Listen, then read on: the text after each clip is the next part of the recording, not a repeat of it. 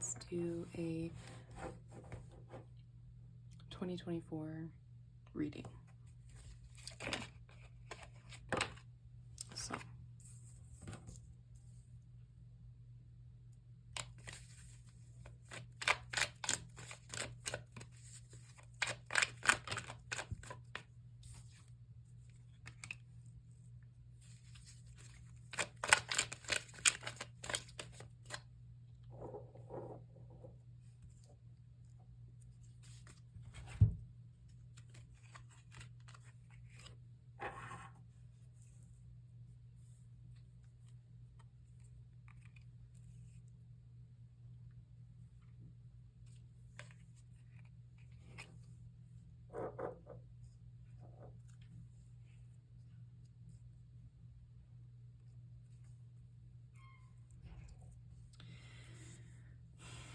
okay, so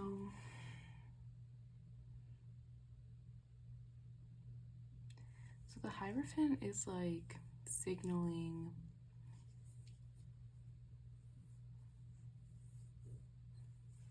that you're going to be returning to tradition. Maybe like there's going to be some return to like religion this year for you. I don't know if that's like what you're getting called to. The Five of Swords maybe is indicating that like there's some sort of feelings of like being slighted by religion, maybe like in the past or in the present. Maybe that's like the energy you're bringing to it.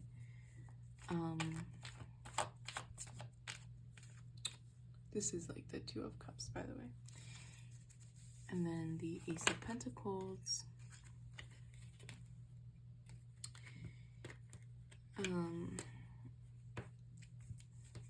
I get the sense that there's going to be sort of like a new, you're challenging old ways of thinking, and you're sort of like maybe going back and forth between like a traditionalist line of thinking that you've lived through before, or, you know, some sort of like more modern or current, more worldly, it's a very like religious term, but you know, worldly way of thinking. With the Princess of Swords and the Knight of Swords, you're gonna kind of like reflect and contemplate what is truly good for you, what you want. It's going to be like a very, a year of decision making for sure, and it's definitely going to be something that's like prosperous in your journey, in the sense that this is an important journey for you to take on, this like reconfiguration of like spirituality or religion or, you know, belief systems. This has to do with how you conduct your life. It's not random. It's all about, you know, your whole worldview, your outlook, how you interpret the world around you. And I think that maybe you're gonna like start to form a lot of relationships. This is gonna be something that brings in like new connection for you. And this new connection with the Two of Cups is probably going to be something that, with the like reflection of the Knight of Swords and the Princess of Swords, something that opens your minds to new ways of thinking or old ways of thinking. So it's kind of going to be like a lot of like flip-flopping. You're not going to necessarily, you're at the start of a journey. You're not in the midst, or you're not in the conclusion. You're kind of embarking on something new here with this year of 2024, my bad. Let's pull just a few more cards with the tarot. Okay, so we have the Lovers. So I definitely think you're going to be calling in new relationships and something that's going to make you debate what it is you want. Your sense of your moral compass and your code of ethics is going to be reevaluated this year. There's like a new journey you're taking in regards to that, and the main energy I'm getting from the Princess of Swords, from the Knight of Swords, this reflection energy. The Two of Cups is highlighting personal relationships. The Five of Swords is highlighting a conflict or back and forth, right? But then all of this is very like new energy with this Ace of Pentacles. You know, this is something that maybe you're going to be attending, maybe you're moving or like attending a new religious or spiritual community, and it's most likely going to be in the physical world. So it could literally be like a building or a club, or it could be an online forum, but it's very much something that has a palpable energy in your life of this is like a new tangible thing you can point to in your life, right? It's not exclusively spiritual, exclusively mental. It is also a physical manifestation of the Hierophant energy. So let's get more. The Chariot.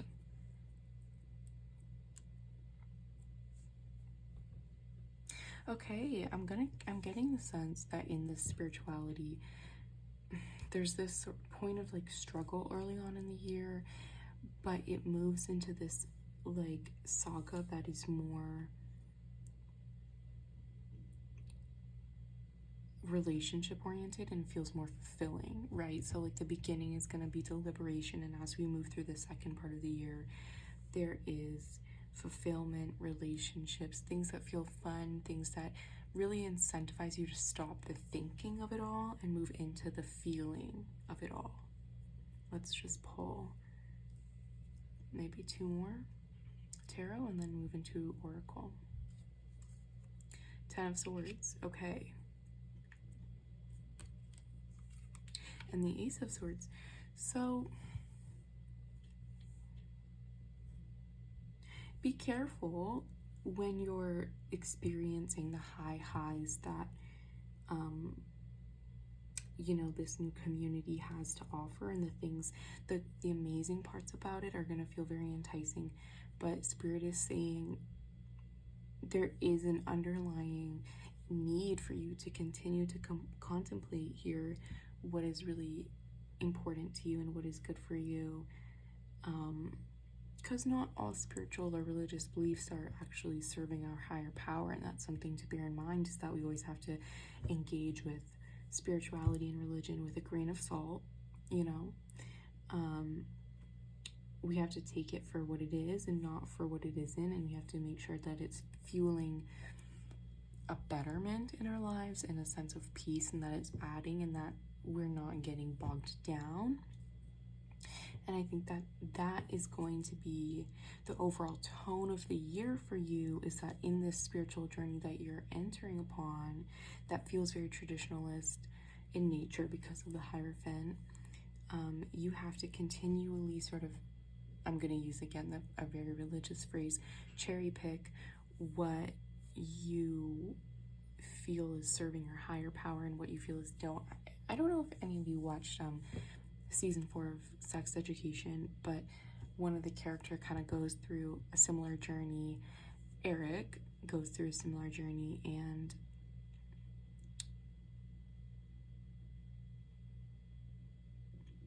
that is sort of the tone of this year, kind of that. I'm just getting that, it's coming to me right now, that, and then in the end of the year you're going to have this grand revelation, like it's going to come to something because of this Ace of Swords. I'm not sure if you can really see that, but the Ace of Swords. So all of this year is sort of going to culminate in a realization or an identification of what you want to pursue. You're going to have an epiphany. You're having an epiphany near the start of the year of this entrance of community, and then this community or worldview that you're taking on now is going to translate by the end of the year into an epiphany of what you want to do, what is your next motivating force. So this spiritual journey that you're on is pretty important. It's going to dictate the journey you take, okay? So let's pull some cards from the Oracle.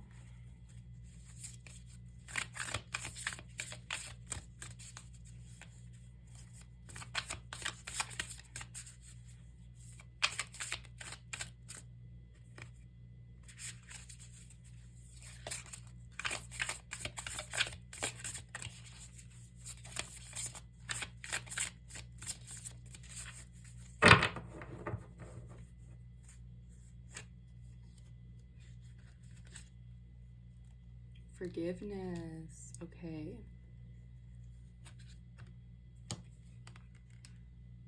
The moon's reflection. Accept responsibility.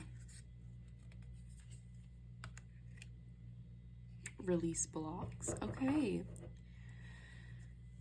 So what this is telling me, what I'm getting, is this spiritual journey that you're on, a religious journey that you're on, has a lot to do with reconciling an internal feeling of potentially betrayal, or you gotta examine if you've had a falling out with somebody, right? If you've had a falling out experience with religion or community, there's a reconciliation that you're being called to start this this year. And the forgiveness, as well as the accept responsibility, tells me that there's a call for mutual reflection between you and the other party, whatever that may be. And the releasing of blocks is also extra important, because you're going to need to release the grudge. You're going to need to release the grudge that you've held to truly get to the heart of the matter. And that is also going to be essential in figuring out and doing this sort of like, what is the good part that I should take, but also what is the bad part that I've left behind for a reason. These blocks need to get released before that can happen, or at least in the process of asking yourself these questions before you can get your spiritual reward and move on to your journey. Okay, so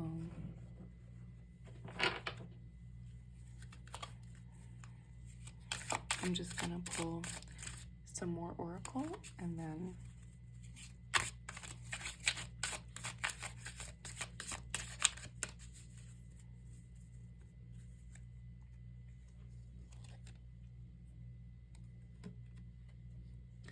morning dew. What stillness does the silence of one's steadiness bring? Okay. The Lovers. Okay, we also have the Lovers tarot card here. Love lulls all sorrow and bewitches flesh, mind, and breath, reminding me that I am unafraid of the unfurling winds of my eternity. Interesting. So, what I'm getting is I'm almost getting Hermit energy from these two cards, in the sense that to evoke the energy of the Lovers and to evoke the abundance that comes with love, and that is love, and to give and receive, in the, again, like the theme of mutuality. There's a two-way street in this reading, with the two swords cards up there as well. So yeah, I think that it's important for this Hermit energy to sort of take place, to unlock this energy of the Lovers, and to explore all the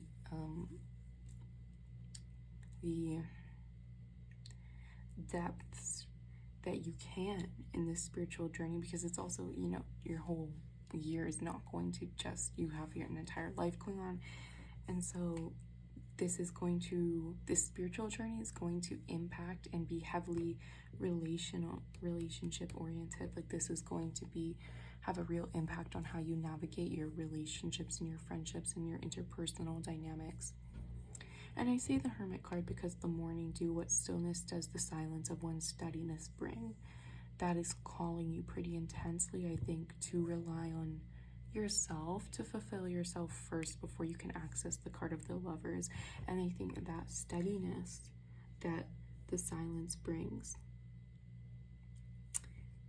is what is going to ground you through these intense experiences of the Chariot, of the Lovers, of the Two of Cups, you know, the universe offering you these blessings of love and joy and what feels fulfilling and what feels good. But of course, it requires reflection first.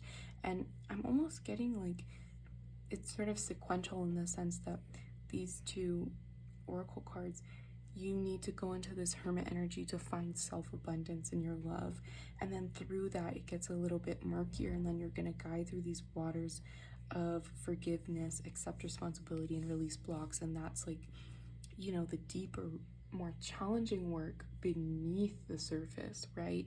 And then these tarot cards that we've pulled and we discussed in the beginning are almost going to be like what full unfolds unbeknownst to you. You know, this is going to feel very unintentional for maybe, yeah, I would say all of this, like talk about spirituality and religion and community, is not going to be something you actionably call, or it could be something, but that journey is very much predetermined, in the sense that your true journey lies within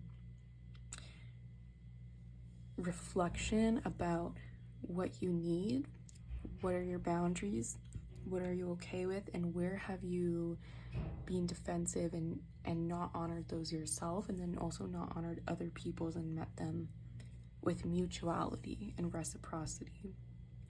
So that was your reading pile number 1 with the handy dandy pendulum.